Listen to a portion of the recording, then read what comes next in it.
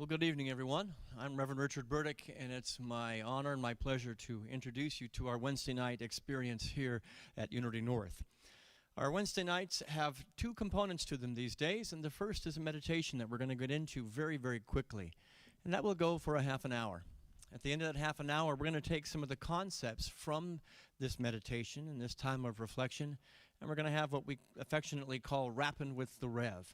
So I appreciate all of you being in the room who are here tonight and those of you online, and I hope you will stick around because some of the concepts are going to cause us maybe to squirm a little bit in our seat tonight. We're going to carry the theme from last week, and that was the theme of oneness, but we're going to even carry it to the further degree of oneness with people that maybe, just maybe, we have set aside as other.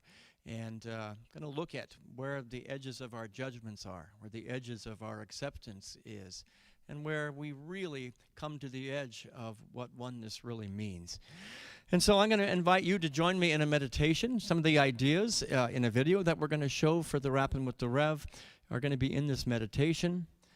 Right now I'm going to invite you to just open the container of your soul and your spirit. Open up the sanctuary of your very being with me. And we begin that journey by taking a deep breath.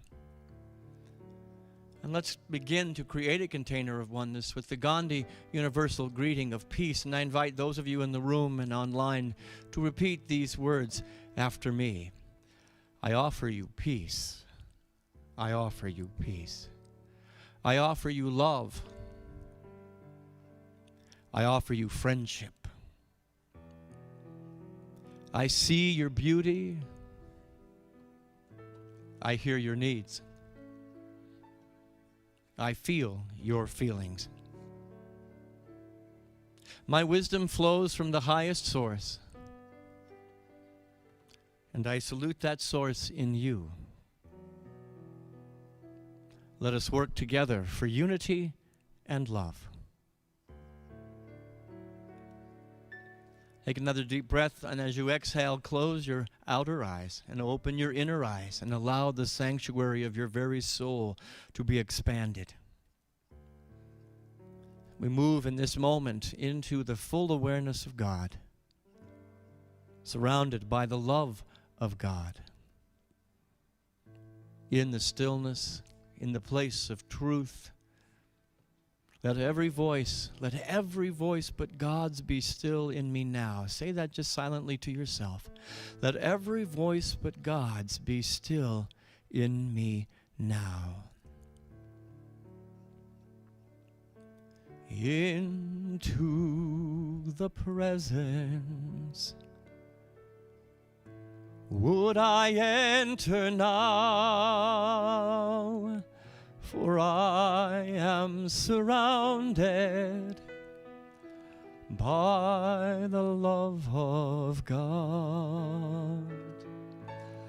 Let me be still and listen to the truth. Let every voice but God's be still in me. Into the presence. Hold that with me. Into the presence. Into the presence. All there is right now. All there is the presence of God expressed as you. All there is the peace, the truth, the love that comes with the awareness of God at the point of you. Breathe into that center, that still, calm place within you that is untouched by human opinion or human expression or human experience. It is holy, it is sacred, it is here, it is now. And so I invite you to take these words as I sing this chant one more time. Make them personal. Make them real. Make them alive within you as we enter our first period of silent reflection. Into the presence would I enter now, for I am surrounded by the love of God. Let me be still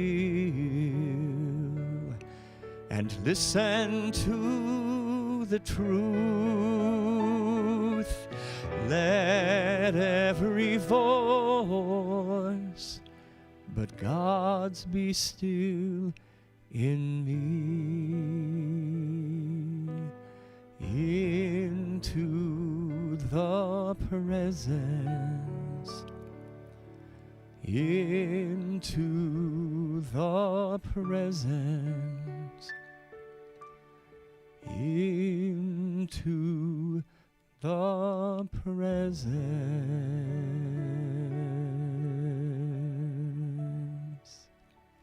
Sit for a moment in the presence of God.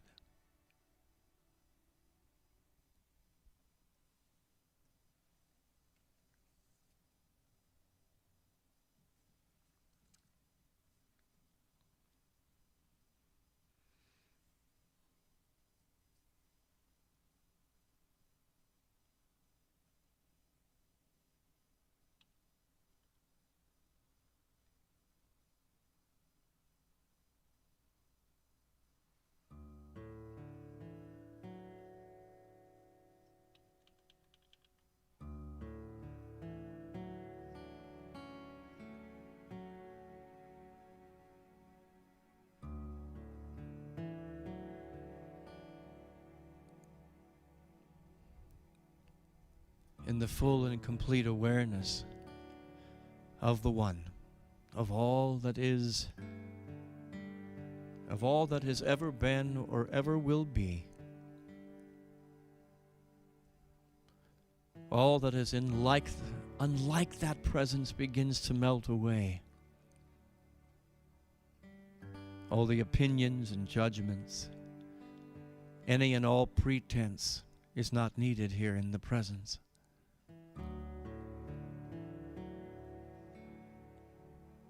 In this month of October, so much preparation is put into what mask shall I wear? And so much joy is found in the celebration of Halloween. And what mask shall I wear? Tonight, let us find joy in the question, what mask shall I take off? What mask that I have worn for so long that I may have forgotten the presence of my very existence in this moment can be removed? Sit with that question. See yourself in your purity, in your beauty, in your power and your grace, in your majesty and in your glory. As any and all masks begin to fade, to melt, to dissolve,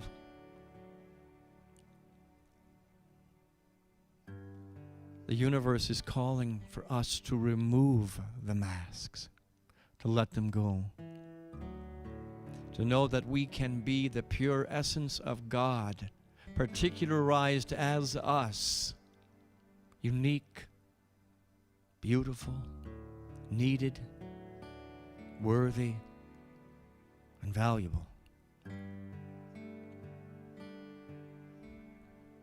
Breathe into the question, what masks are mine to take off?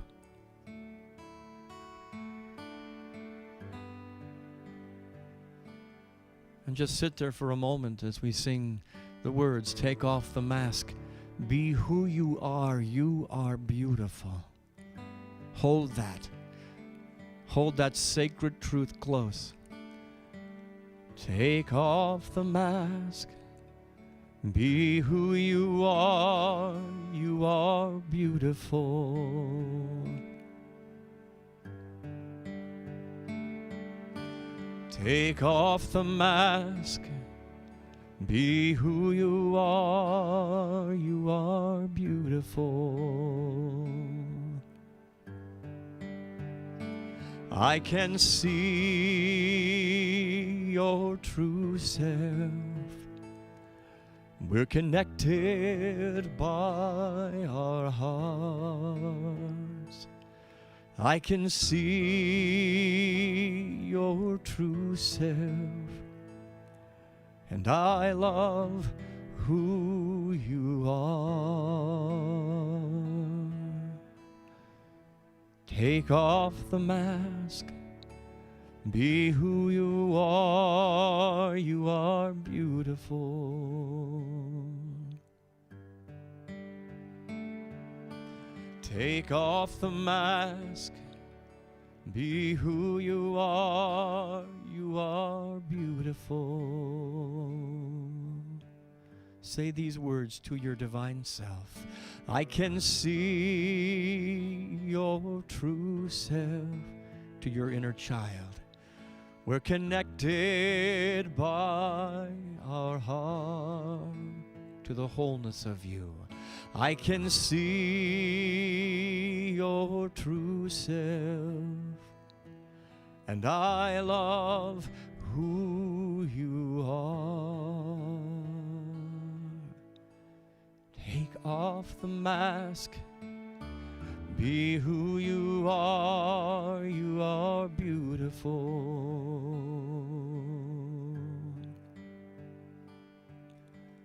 Take off the mask.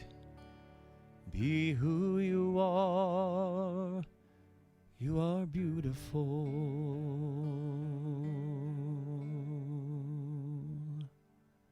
Allow yourself to sit spiritually naked before the altar of presence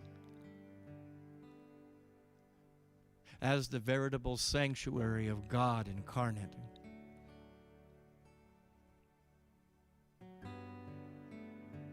No more need to pretend.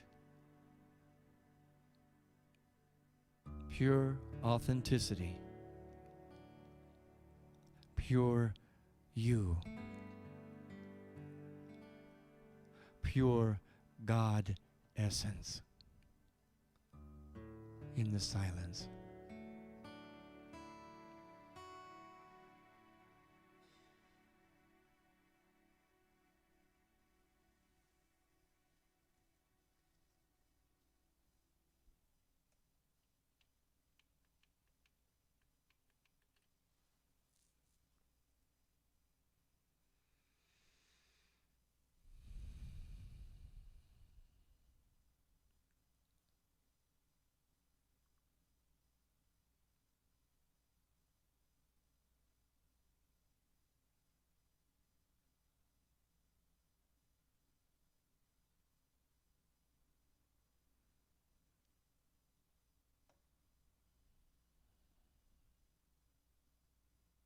Feel the warm embrace of all creation, of the entire universe, the cosmos, of God itself, enfolding you as a warm blanket. Safe, whole, protected, and loved. Relish the moment. And know that that moment is only ever one breath away. One thought away. One action away. One breath. One heartbeat. One blink of your eye away. You cannot be separate from this sanctuary of peace. Feel it as yours. Feel it as you.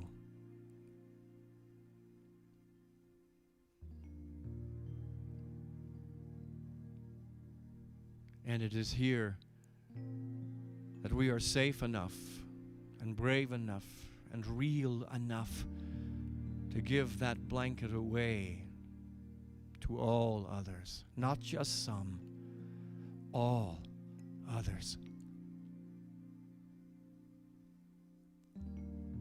Those that we easily love, those that we call family and friends, they're with you right now. But also those that behave in ways that cause us to question or to retract or pull away.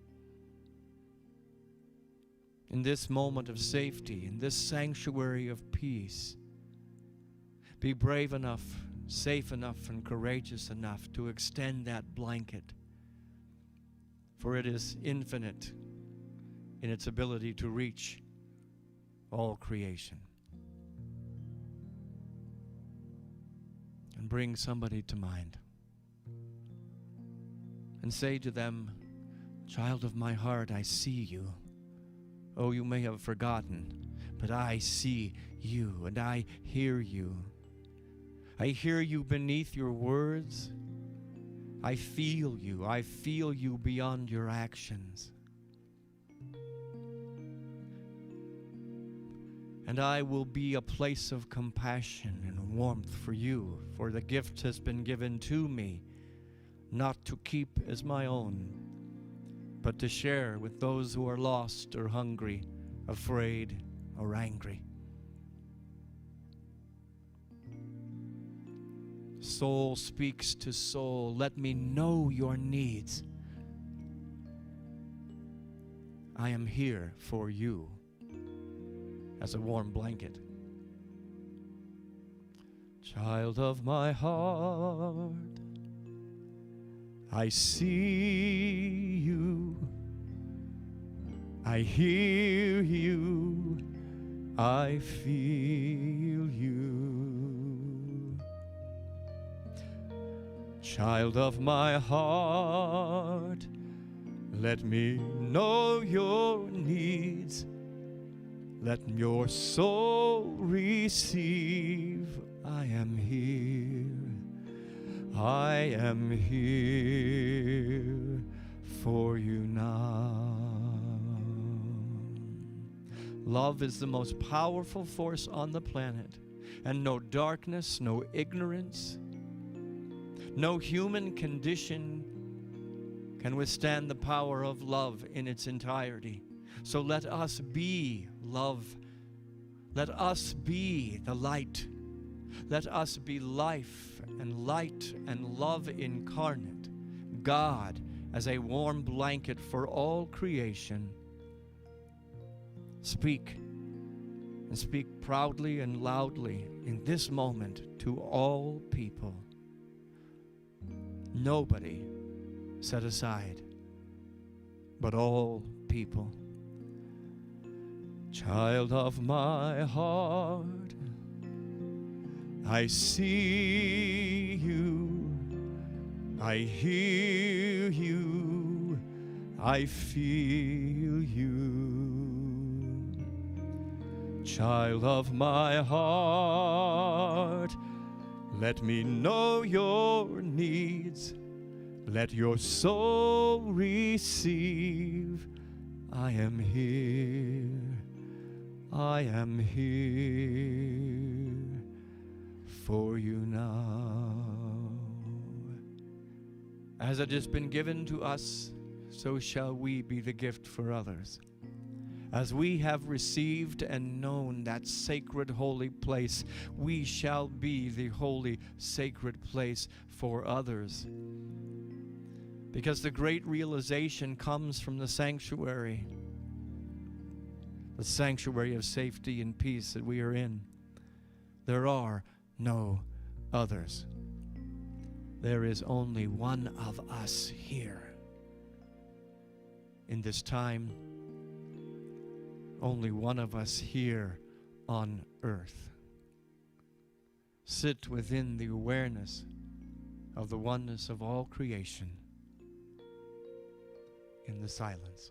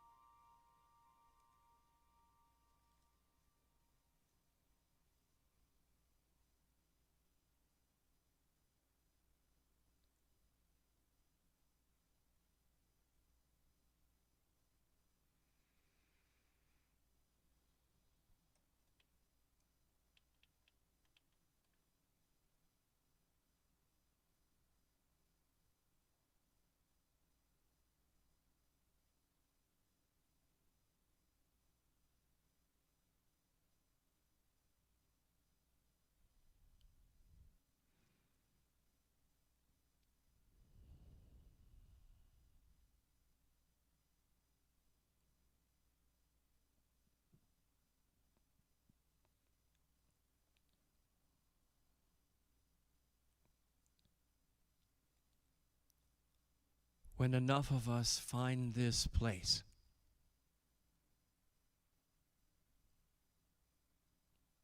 When enough of us discover the truth of our own being and are able to extend it to all others, we become the conduit for change and healing.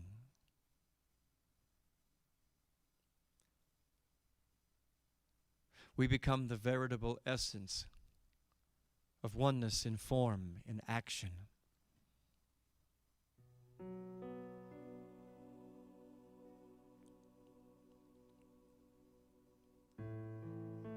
Let us know together tonight that if enough of us can find this place which transcends all earthly condition,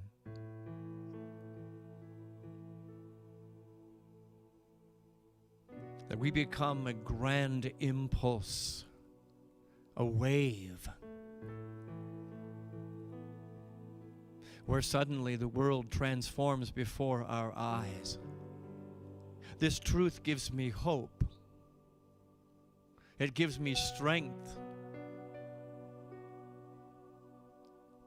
It gives me the willingness to continue every breath and every thought and every action, to stay here, to live here, to breathe here, and to be here. Tonight, as we have gathered, those of us in the room and those of us online, let us remember that your prayer is the same as my prayer, and my prayer is your prayer. And that prayer is that enough of us wake up. Enough of us remember. That's what we do here. Your prayer is my prayer. And a part of me lives and resides in your heart. And a part of you lives and resides in my heart. And a part of all our prayers reside at the core and the center of the entire earth. You are a part of me, and I am a part of you. And when those cells come back together in the recognition, and enough of us live there, enough of us look into the eyes of every soul and say, I know who you are. I remember who you are. Remember with me. Your prayer is my prayer too. Hold that with me. Your prayer is my prayer too. Whatever you feel, I feel too. You're a part of me, I'm a part of you. Your prayer is my prayer too. My prayer too.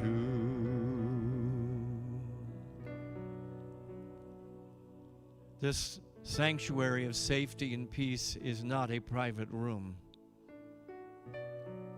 It is not for ours alone, but it belongs to the universe. And it is a place full of prayers, as our time on Wednesday night is a place of collective prayers for the greater good, the greater awareness, and the expansiveness of love's dream. Your pain is my pain in that room. Your joy is my joy in that room. And the same is true. My pain, my joy, my wins, my celebrations, my losses, my griefs.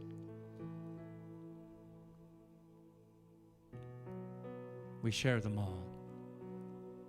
In our final period of silence, let's take this chant one last time. Your prayer is my prayer too. Your prayer is my prayer too. Your prayer is my prayer too. Whatever you feel, I feel too. You're a part of me, I'm a part of you. Your prayer is my prayer too. My prayer too.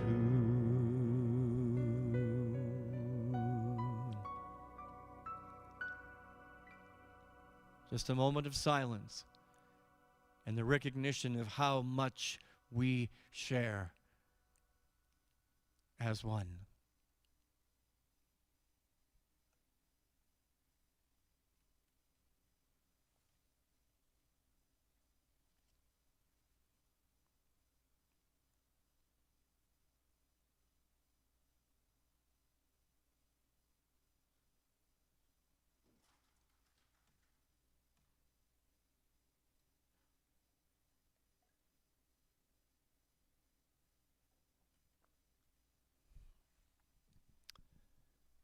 And so as we come to the end of the first portion of our evening, just return back to that breath, the breath that led you into that sanctuary, and the breath that will lead you back into this sanctuary, or the sanctuary of your home, or wherever you happen to be. None of it is less holy than where we have been. Maybe it's all more holy as a result of our willingness to be together in mind and heart, in truth and spirit. We come back into the awareness of the now moment and allow ourselves to take one idea. We're going to have a video to open up the Wrapping with the Rev portion of our evening, which will go till 8:15. For those in the room that are not staying for that portion, there's a basket in the back if you'd like to say thank you for the meditation. But if you are staying, and I hope you will, we're going to go directly into our dialogue with this video. I'm going to invite you to move forward so that we can have a conversation, because the good, when it comes from one voice, is one level. The good, when it comes from all of our voices, is magnificent. So thank you online. Those who have joined us for the meditation, I hope you will stay as well. And we have been working diligently and making it so that you can actually talk in the room. Wes and Sebastian have been up there working hard. Julie's been working hard on the floor to make sure that those of you on Zoom can be heard in the room. We think we have it. You know, where there is a will, there is a way. What's that again? The link is posted, so those of you who are on Facebook or on YouTube, there is a posted link that you can go to get onto the Zoom call and be live in the room. We'll be able to see your face if you want to allow us to see your face. But we're going to take some of the ideas shared in the meditation, and we're going to talk about them. So right now I'm going to ask Wes to show a video. Sarah Crawford was the inspiration for tonight's meditation and our dialogue tonight. She sent me a video that she put together with a poem that she had written, and it's entitled Infinity. And she put together this beautiful video with wonderful images and ideas in the words that she shared. As soon as the video is done, we'll begin the wrapping. Wes? Infinity is a fractal, spiraling out, never ending, the fire that burns for all eternity, the womb that births us. Infinity is a series of stories. Let me be your guide, and you can be mine. I will tell you what you need to know, and you will give me strength. And when you've finished your quest, you will be a different person. We are both the heroes and the stories. We are the beginnings, middles, and ends. We are the infant as she opens her eyes wide in complete awe of the world around her. We are the dandelions in the field waiting to be pollinated. We are the sounds of heartbreak on the 45 that spins around the record player. We are the suicide bomber, explosives strapped to his chest, ready to perish. We are the secret lovers rushing off for 15 minutes of bliss. We are the last shot of heroin that brings the addict over the edge. We are the technology, the machines that carry us across the seas, allow us to communicate, document the moments of our lives. We are the broken bones, the taste of strawberries, the missing sock in the dryer, the scurrying mice, the fearsome lion, the graceful swan. We are nothing. We are everything. We are the perception of illusions. We are that we are. Duality only exists for us to perceive. Would we understand infinity without virtue and evil, without left and right, creation and destruction, black and white, harmony and dissonance, day and night? We are infinity and duality. We exist in multiple dimensions. We are the light that never goes out. We are the darkness that allows new creation. We are the chaos, the anarchy, the illusions. We are the way, the truth, and the light. We are that we are that we are. We are spirit. We are soul. We are each other. Eyes open wide, looking, gazing, understanding, finding meaning, evolving. We are the only things that are real. So I want to thank Sarah for that really thought-inspiring poem. And you guys are so far back. I hope I don't have to run a microphone to you. If you come forward, we can have a nice sit in the living room conversation with those of you in the room and those of you online as well. And I hope I'll be able to see you on the screen here if anybody is on Zoom. Is anybody there? 3 people. Well, welcome. We're glad you are here. So, there's a lot in that poem that Sarah shared with us that talks about opening our eyes to we are everything. That we are the sense of unity that we began to talk about last week, unity in our diversity. And it's comfortable and it's easy when we think of the things that we would label as light, as holy, as sacred, as good. That's really easy. And we can really feel warm when we do that. But in the poem, there's ideas of the heroin addict. We are the heroin addict.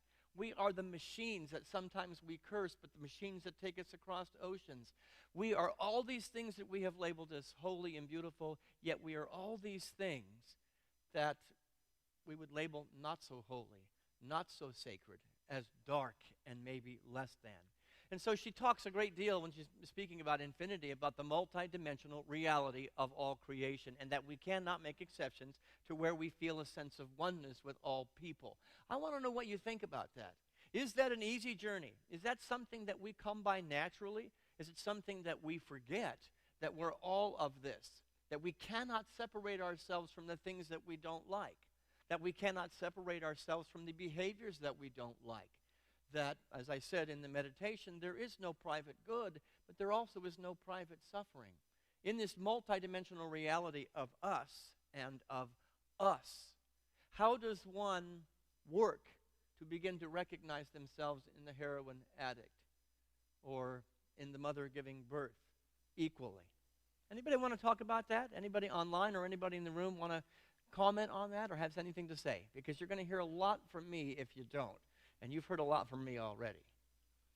Anybody? Please, I'm going to get a microphone to you. Well,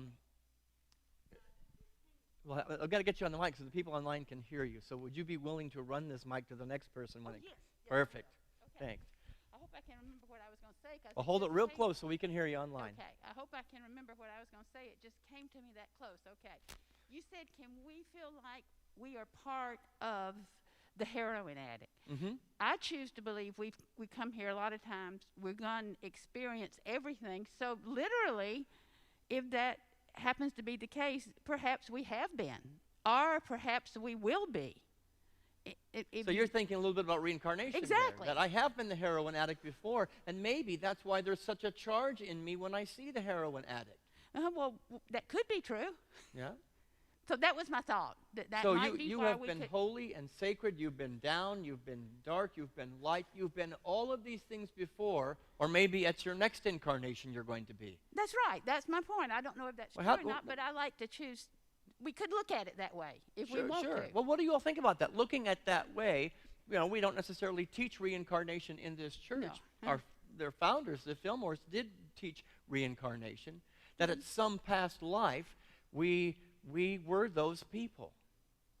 And now we come back and we're in a different incarnation, but we are a multidimensional reality, not just within ourselves as several bodies within the one, but several bodies within the one that is God, and that it is all a part of us. Reincarnation would be one way to explain that. Anybody else have an idea of how you feel about that? Is it comfortable? No?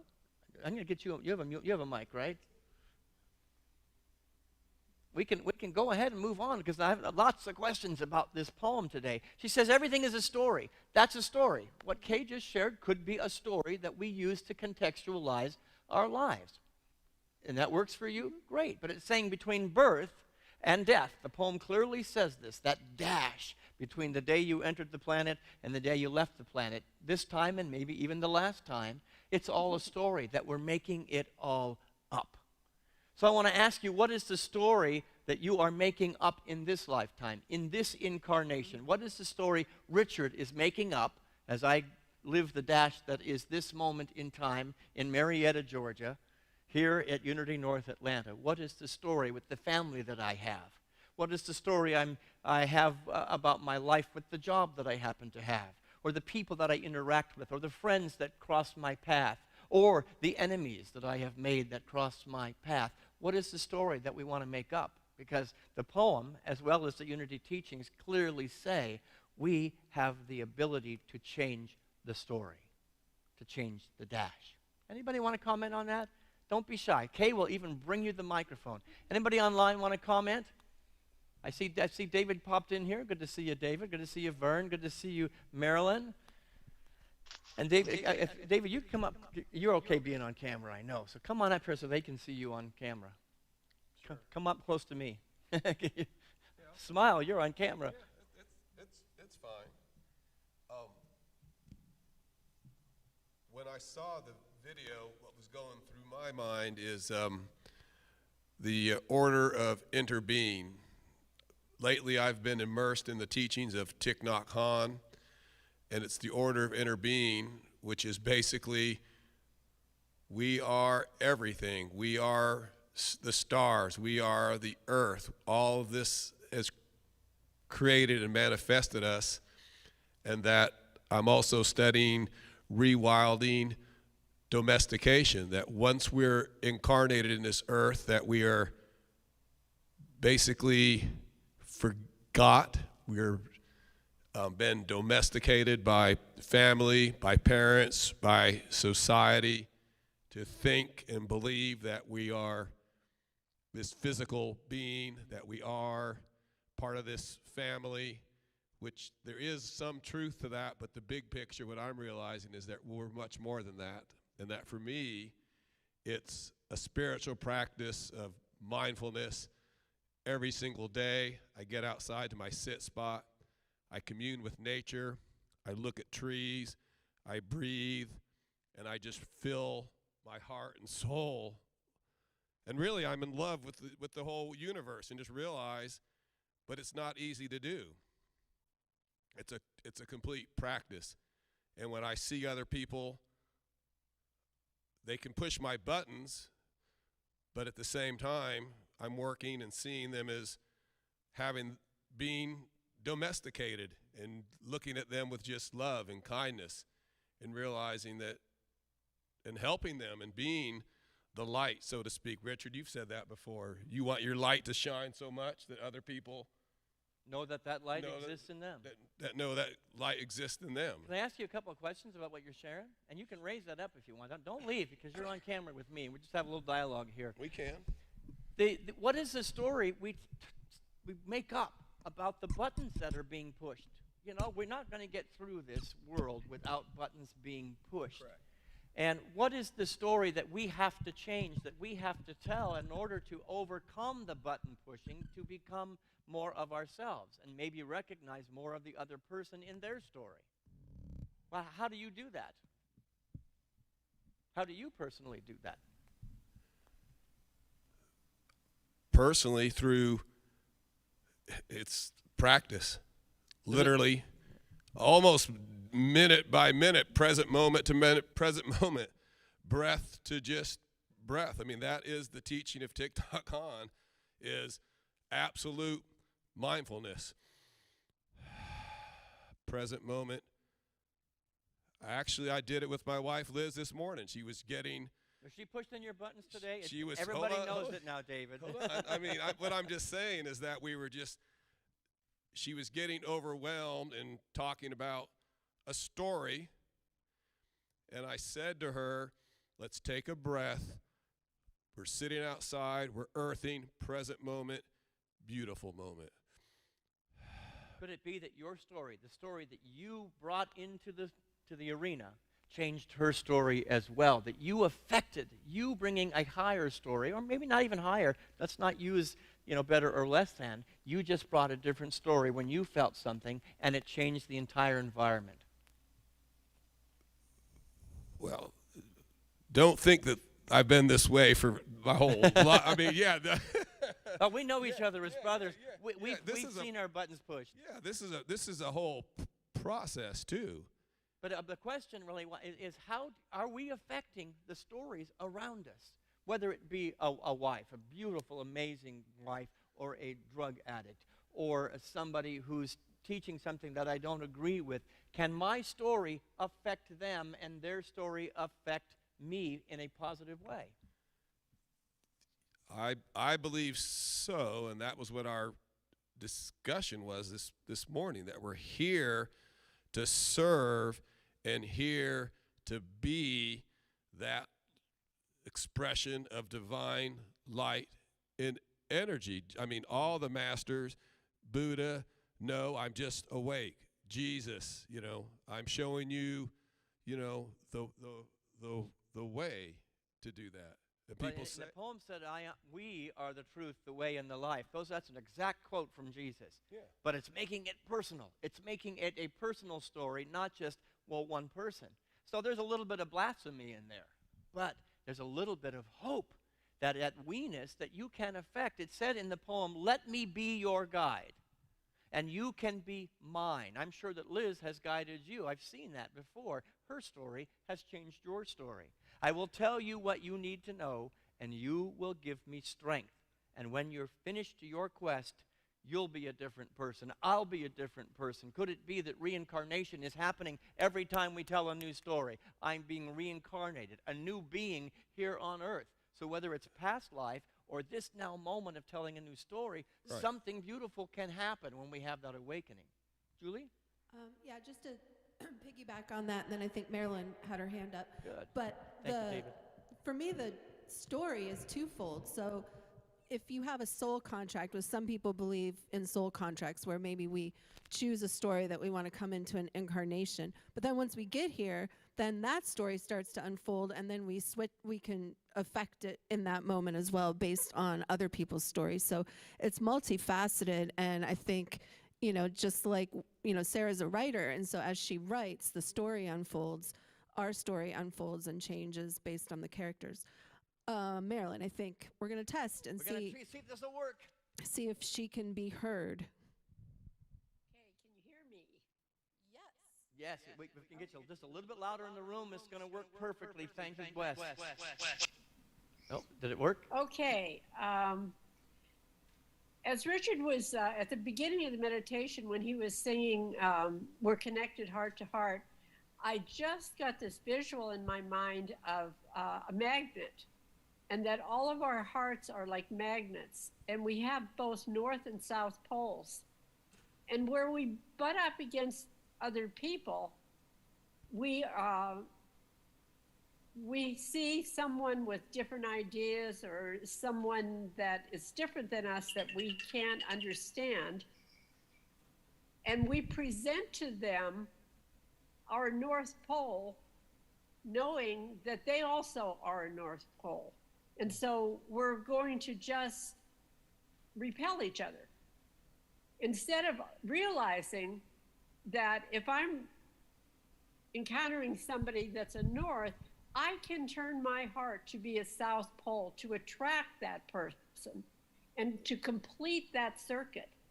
And I think that that's not only a good thing to do, but I think it's what we're here to do. I think it's absolutely necessary for our own understanding to be with people who think differently than we, who come from different cultures, who come from different experiences, and try to understand where they're coming from. Try to listen to them, even if we're the one that has to turn our magnet. If they're not willing to turn theirs, we have to be willing.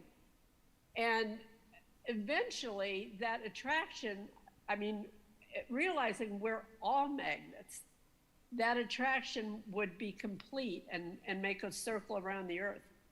So, and we get to be confronted with that, you know, because there are those, we just get real. Let's say, well, that's very Pollyanna. That's very new thought of you. You can't really do that. You're going to become a victim to the other people in the poem, the suicide bomber. You know, so we had the heroin addict. That's one level of acceptance. Now we've got the suicide bomber, and the poem said, we are the suicide bomber, and we are the couple that's sneaking off for 15 minutes of indiscretion. Boy, that is the edge.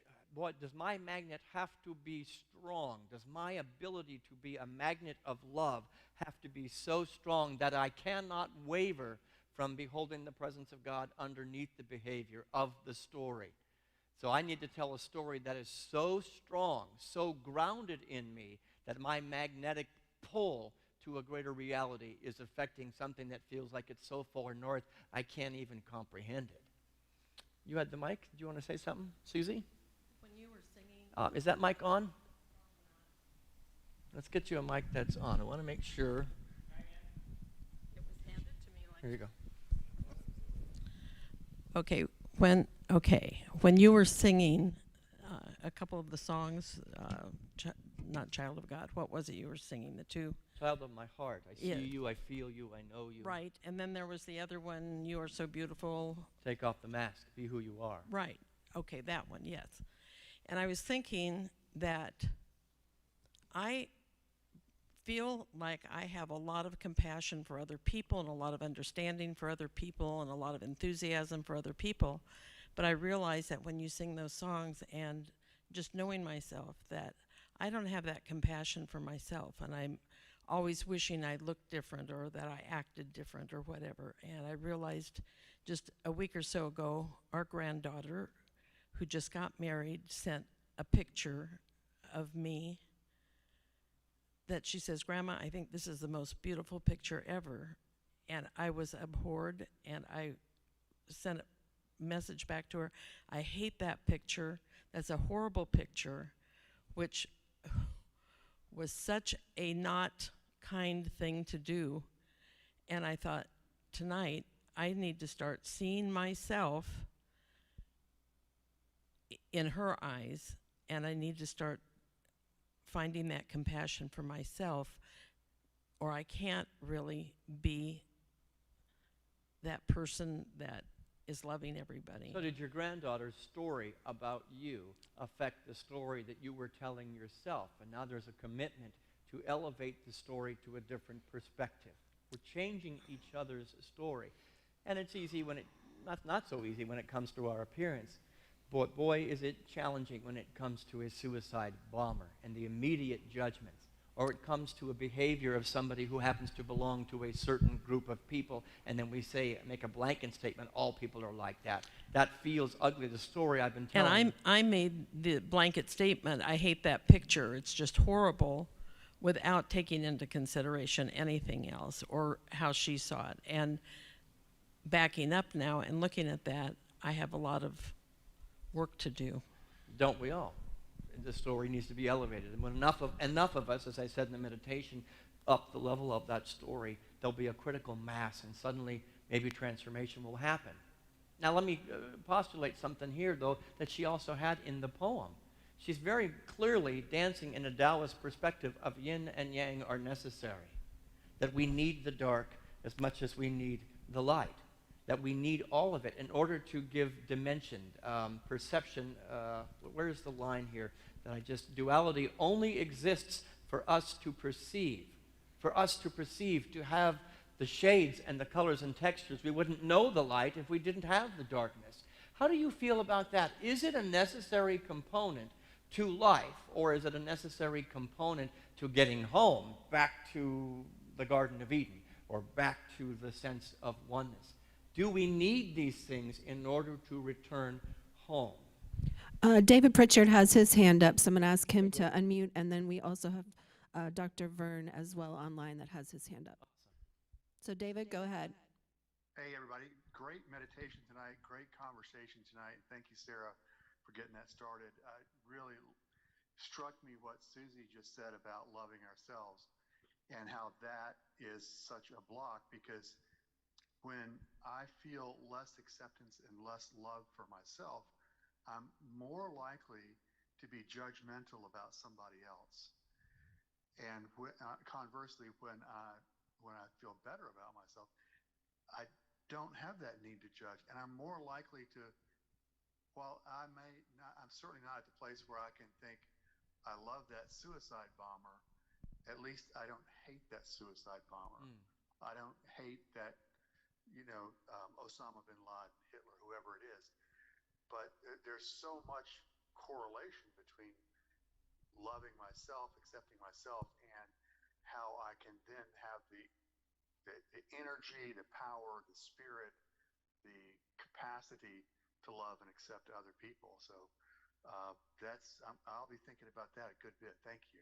And again, that's another layer. You're changing the internal story that has the ability to change the external story. All roads begin and end within, but as you change the story about yourself, you have a greater capacity to be a conduit for changing the story of the human race.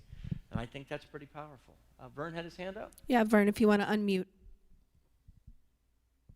Yeah, I'm enjoying tonight, and a comment I would make is this, is that when I encounter the perception of conflict as I'm working through my life right now, I begin realizing that that conflict, that perception of conflict is an opportunity and a cry for creativity.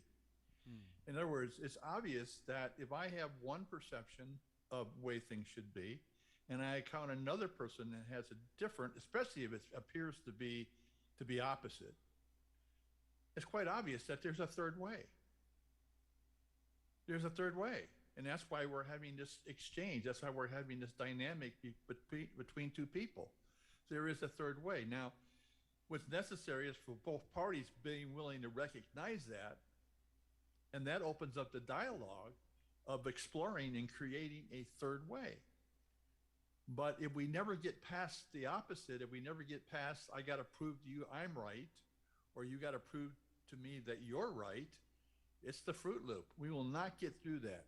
I'm getting very, very clear on that. And to have that, of course, you have to have a safe space in order to create that level of communication, of interaction.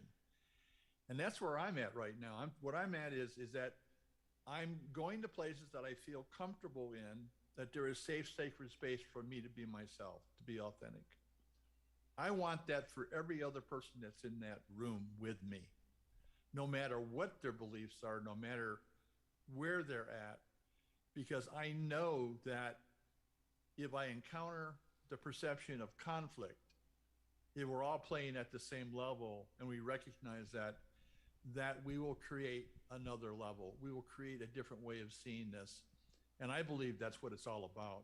It's not about winning or losing or being right or being wrong. It really is about, wow, look at what just happened here. Out of what appears to be dark, there's a spark in there just waiting to explode. That spark of creativity that's going to address it.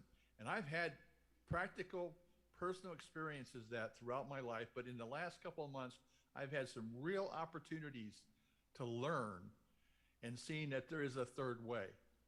Depends upon my intention. If my intention is to create a better life as a result of the interaction, that's one thing. But if I'm into having to be right, it's not going to work. So the intention, your intention, is speaking to the story that you're wanting to tell on the planet. And how, I think as you're speaking, Vern, about some of the most beautiful things on the planet that I enjoy, mountains. Mountains came as a result of tension. Great, beautiful canyons like Yosemite came out of conflict. Pearls are made out of tension. Gold is refined in the fire. That if enough of us can get to the place where, okay, we're going to disagree here, but we're going to remain open. The story we're telling is to remain open to the third possibility that we haven't found yet, that out of that tension, something amazing is about to happen.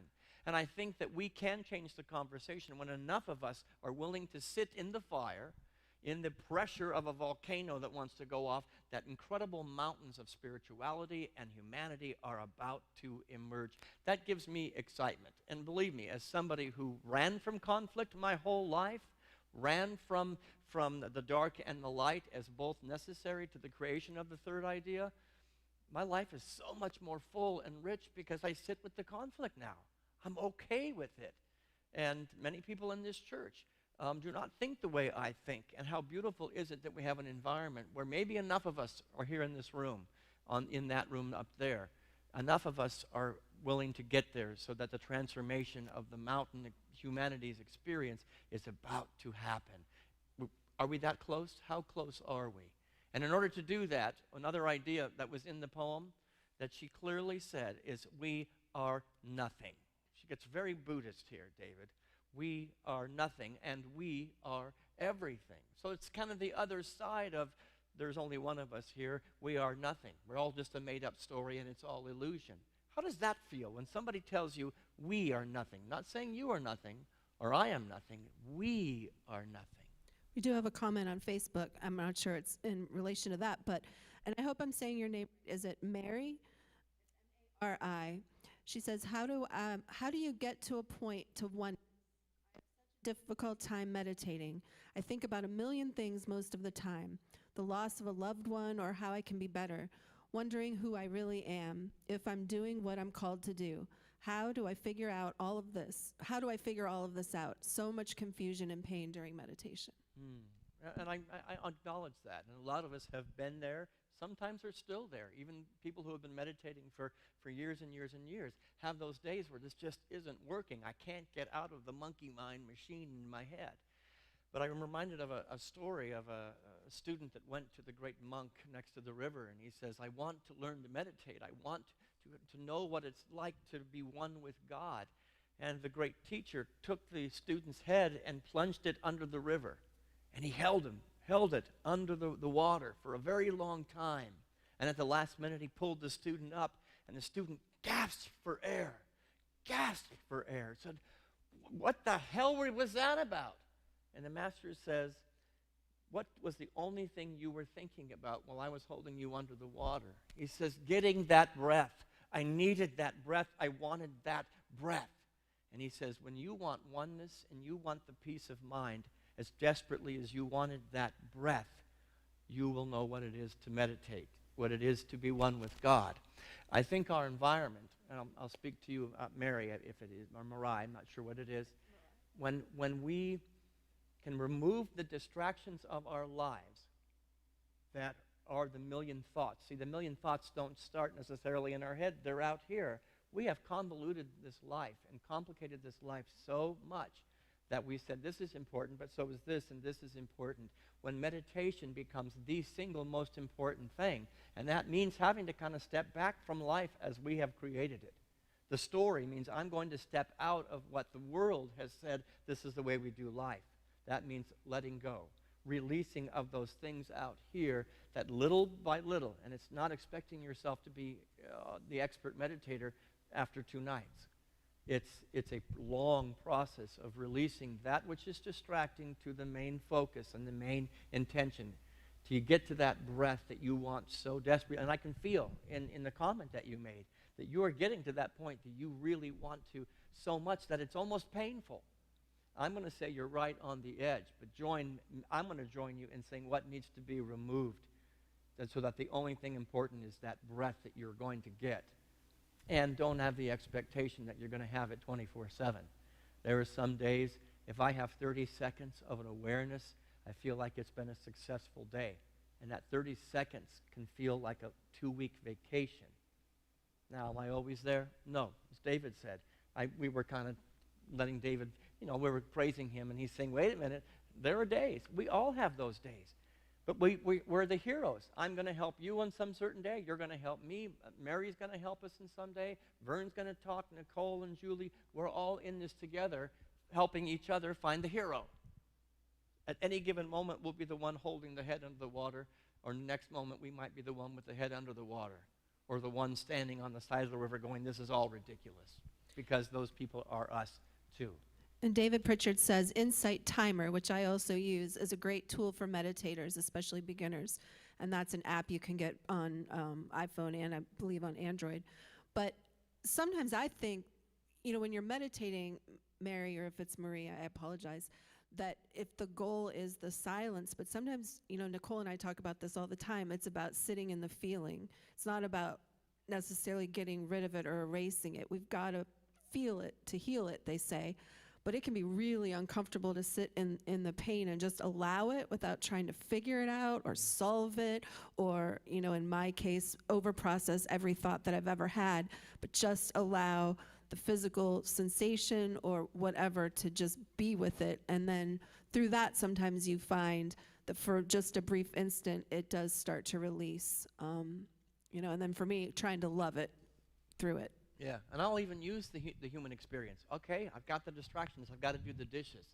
Can I be mindful enough that what am I doing? I am doing the dishes. Or I'm digging a trench in the backyard. To practice by that's all I'm going to do. Can I just dig this trench or wash this dish? And you'd be surprised. The human experience sometimes is a better avenue into what meditation is and what it feels like than trying to sit and be still and to shut the sounds off. Let your doing. Do a walking meditation. Go for a walk and just look at the beauty around you. That has been a wonderful step for me.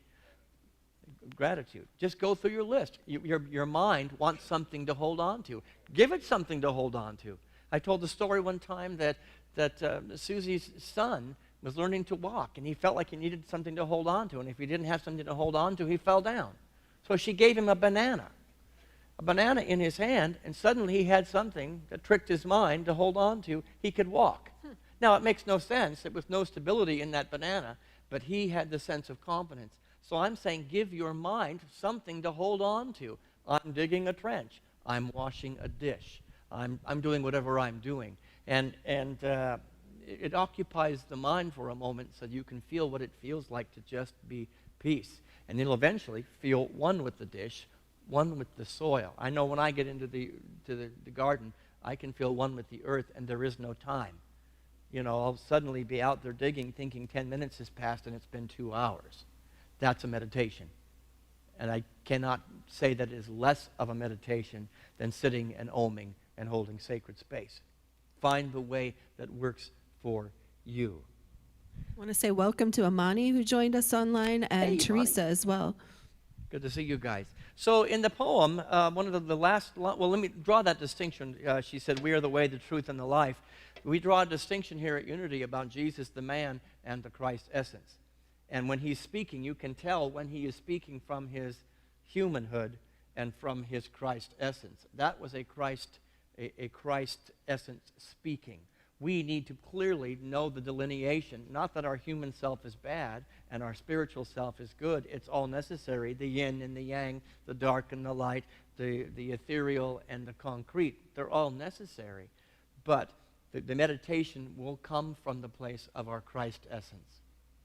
And the more we can just get in touch with, I'm more than this experience. I'm more than this body. I'm more than my judgments of the drug addict or the suicide bomber. I'm more than my need to have only light in my life and no dark. I'm more than all that. I begin to realize I am one with that. But it says, we are spirit in the poem, right towards the end. We are spirit and we are soul. What is that to you? What does that mean to you? I have my answer, which is very much along the lines of Jesus and of Christ. But how does that feel to you? Are they the same thing to you? We must draw a distinction. What is spirit and what is soul? Anybody online got an answer or a guess? There's no wrong answers here. Not yet. What is spirit and what is soul? Spirit, I'll give you my answers unless you want to jump in. Spirit is the place of oneness with the only substance of the universe. It is the Christ of our being. It is the spirit. And that is particularized as the individual that is us, the personality. In this relative realm of existence, my soul is having an experience.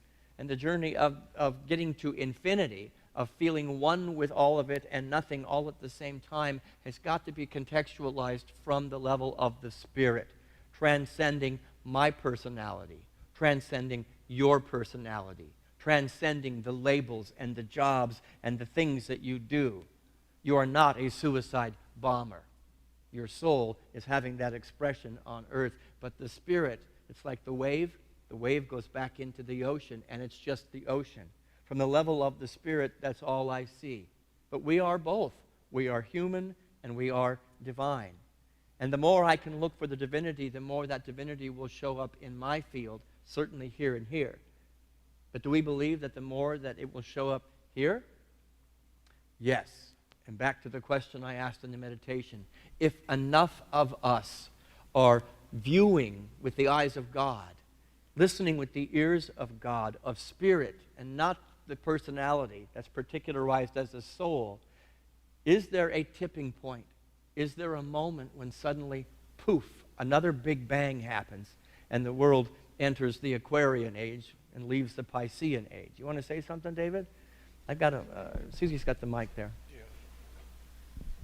I mean, all I was thinking is there's a book called The New Earth by Eckhart Tolle, and that's his basic thesis or hypothesis in the book, The New Earth, that there will be a new earth when mankind, if you're familiar with Eckhart Tolle, is living in the present moment, totally mindful of his surroundings and just breathing. And to the Marietta, my recommendation, what works for me, is to get outside with your bare feet. I do it every single day, even if it's for a few minutes. Put your feet on the earth and sit outside because you're away from distractions, and just open eye, just sit and just breathe and look and feel, because I personally believe that we are manifestations like antennas, that spirit is flowing through us, and that we're here to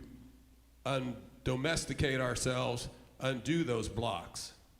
That those blocks are brought on through our life experiences of being born and being given a name and blah, blah, blah, blah, blah. And that for me is what the journey is this, the spiritual journey is to start to drop those things and realize that I am a manifestation of divine spirit expressing through me as one with everything, and that's being mindful and present. It's being the antenna. You said, I am an antenna. We are antennas. Very much to what Marilyn said earlier, I am a magnet. When I realize that part of myself, which is a spiritual truth, I'm a magnet, I'm an antenna, I am a conduit, I am an avenue. I'm not David, I'm not Richard. You're not a suicide bomber. Pay unto Caesar. We said this last week. Pay unto Caesar. There's going to be consequences on earth for those actions. But I will never give up my ability to be the antenna for love to be revealed. For I will never give up my ability to be the magnet to pull love out of the middle of somebody who was hurting. This is the compassionate eyes we're talking about, that we sang about. Taking off my masks allows me to see beyond your mask and beyond those labels. And we are responsible for that as the antenna and magnet of God. Very well said. We're all saying the same thing, but it's important that we say it. It's important that we dialogue about it. That's why these dialogues are so important as we make our way home. Just a couple comments. Teresa said that she does photography, art, and bird watching as meditation, and many of us have seen your beautiful photos. And then Marilyn says, I think that's why we are where we are. All the tension is birthing something new. So, speaking of Marilyn, we were watching today, I don't know if you saw that William Shatner went to space at 90 years old. And I came downstairs and Marilyn was in tears from his reaction. And they said it was one of the most well-stated feelings of how it feels to be in space. And what he said was the veil of our atmosphere is so thin that when he went up through, it was like 50 miles, and you just go through that atmosphere in just a second because they're going so fast, and then you look behind and there's the earth. And he said, how could you not want to take care of that precious thing? And as you were talking, what came to me is sometimes you have to step away from something kind of to appreciate it. And so, you get a different perspective, and I think that's what he was feeling. He said that connection, and many others that have been in space have said, you realize that you're connected to all things, to everything, to God, to the universe, whether or not you believe there's life on other planets, but that veil that seems so obvious and thick, we're on this planet, is really actually quite thin in perspective. And sort of backing up for a second gives us. I love the Bette Midler song, From a Distance. Yeah. When I step back and get a look, I step away from my story, I step away from my judgments, I begin to have that view. Now, we're talking about esoteric ideas. I've never experienced space. William Shatner, I thought, had. Star Trek wasn't real. But, we have to step back from that which we have contextualized all of creation by. The judgments and the opinions and the rights and the wrongs as the good and the bad, and go, let me step back and look at this. And until I do that, it's all theory. What we talk about here is all just wonderful theory. God is an experience. Oneness is an experience, and I think sometimes we're trying to intellectualize our way into space. We're trying to intellectualize our way into oneness, and I don't think that we can do that, because that's the tool. Einstein said if you use the same thinking or something that got you to where you are, you're not going to get out of it. We have to find a different way to step back and look at it. The end of the poem says, we are each other. Eyes open wide, not narrow. Eyes open wide, looking and gazing. And I invite you to take a perspective, to take William Shatner and to look at that expansive view of the earth without the borders, way back from a distance, and go, wow, wide open eyes, wide open heart. Something that he probably read about, he probably had to read about, he had to theorize about, but then he had the direct experience. I believe understanding, finding meaning, as the poem says, and evolving is going to be coming through the direct experience. And so yes, these dialogues are meaningful, but they're only as meaningful as we then go home, or those of you who are home, take a moment to say, let me have an experience of all these words. Let me have an experience of what David said, or what Julie said, or what Marilyn or Vern said. Let me have an experience, which means suspend it all and let a new story, the third story that Vern was talking about, emerge. And how beautiful is it where two or more are gathered in the name of a third possible story. That's where we evolve, with our eyes wide open. Because at the end of the day, as the poem says, we are the only things that are real. The rest of it's a made-up story. I want to thank Sarah for the poem. We could have digested this probably another 3 hours, but we are at the end of our time. I hope it was meaningful to you, and I hope that those of you who are online will come back. I hope those of you in the room, we have a few less people than we had last week. We're trying to connect with each other and to share our stories and to share our perspectives as a means of knowing that there's great wisdom here in this community. There's great wisdom in this community. And I thank you for joining us. If it had value, please find a way to say thank you financially. This comes at an expense. We were paying 2 guys up in the booth to figure out this technology. You've paid a couple of people to be here to run this technology. We have a building. We have the technology itself. It does come as an expense, but as the poem said, we are the machinery. We are the technology. And so I'm going to invite you to be one with the generous financial gift to say, I like these things and I want them to continue. By making a gift, text to give is one way to do it, mailing a check, coming by and saying hi and saying, I want to continue that dialogue. Both Julie and I would love to continue this dialogue.